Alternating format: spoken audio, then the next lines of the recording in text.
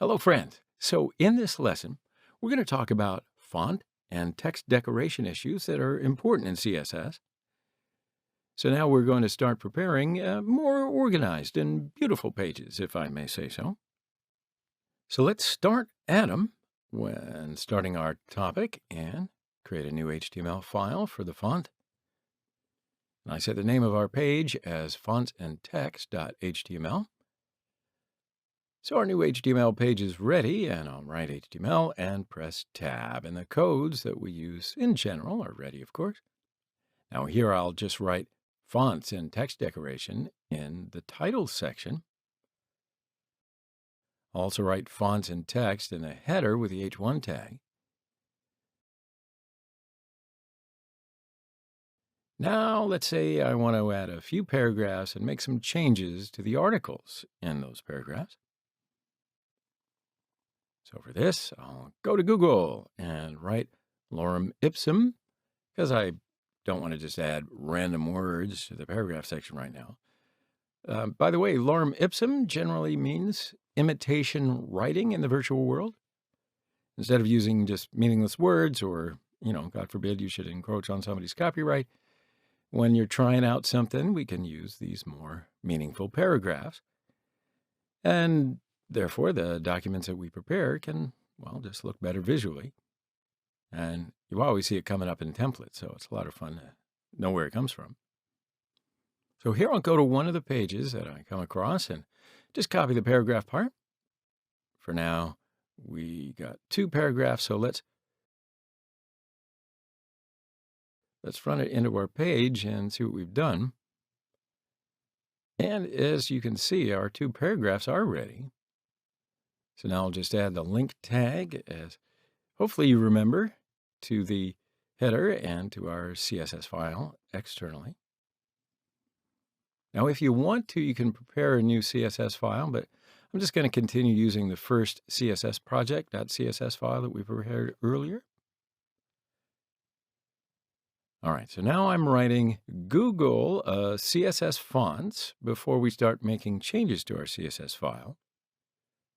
So I'm going just to the first place, W3 School, because, first of all, I just want to see how and what we can make with the font, the changes that we can make. And as we can see, when we open our page, the font properties writes that it defines the font family, boldness, size, and style of text. And when we first look at the font family feature, it says that there are two types of font family names: generic family and font family. Now, just not to be confusing here, we just need to write the font family name when using it. So we'll use it like this: font family name. Now, which font family will we use? So in this, I'll Google again and write CSS font stack. So here are the font family names supported on different machines. And when you look through a bunch of them, you'll come across Arial and Tahoma. Those are highly supported on Mac and Windows across most generations of operating systems. Helvetica is also supported on all Macs, while Windows, not so much. Anyway, so you can look at all the fonts you want to later. So as not to be too confusing here, let's do a few font family trials with Atom.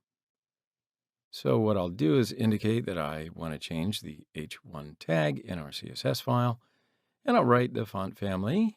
I just put colons here, and I'll write the commonly used Arial, and I'll put a semicolon. Now, it'd be better if we put Arial in quotation marks while typing here. So for this name, it may not be the same way that we used it at first, but if there's a number in front of it, the use of unquoted quotes will throw up an error. So yeah, when we save the changes and refresh our page, we'll see here that the header is in the font called Arial. And I set it here as the font family Tahoma for the P tag. And you can see the change by saving and refreshing the page. All right, so we're going to talk a little bit more about this, but first, let's look at a different font feature, the font style property. So this feature generally indicates whether the spelling is normal or italic. Italic in the font property style is in the P tag, and we can see what changes occur. And there you go. The paragraphs have indeed been italicized. And we'll look at the W3 school again and see the font size feature. Now, when we look here, he talks about two different units of measurement. One of them is pixels, and the other one is EM. So when we look at M, we'll see that 1 M is equivalent to 16 pixels used by default. So the value we specified is 2.5 EM is actually 2.5 times 16, which equals 40 pixels. Make sense? So now I can specify the font size of the H1 tag on Atom as 40 pixels and the font size of the P tag as 1.7 EM.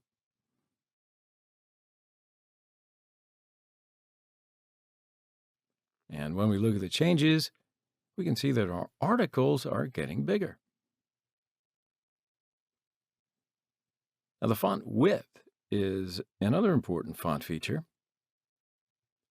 So this feature, it determines how to write the text in whether it's normal or bold letters. Now, before we start using this feature, I do want to set a section with the span element in the paragraph section. So for this, I'll just frame a few words with the span element in the first initial. Now in the CSS file, I set the font weight property to bold for the span element.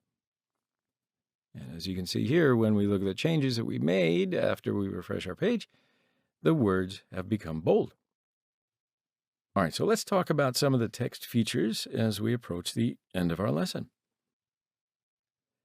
So here's the text align feature. With this, we can determine whether our article will be off to the right, to the left, or in the center. For this, I can set the text align property of the H1 tag to center, and look at what that looks like. And yeah, as you can see, our title has been centered. So if we want to, we can write this feature right and make the header over there to the right. But for now, I just want it to be in the middle right now, so I'm just going to do it again for the center. And another text feature is text decoration. So the text decoration property is used to set or remove decorations from our text. So why don't we set it here, a text decoration overline for the H1 tag and underline for the paragraph. And let's have a look at the difference. And now we can see what changes we've made with text decoration when we refresh and review our page. Now, the last feature that I want to talk to you right now about in this lesson is the line height feature. And that determines the height between the lines. So why don't we just go ahead and use this feature to increase the saturation in the paragraph and set its value to 2. Now when we save and look at the changes, the height between the lines is increased. Cool. All right, guys, so today we talked about font and text features. And hey, that's the end of this lesson. So review it if you need to. And I want to see you in the next lesson. So goodbye for now.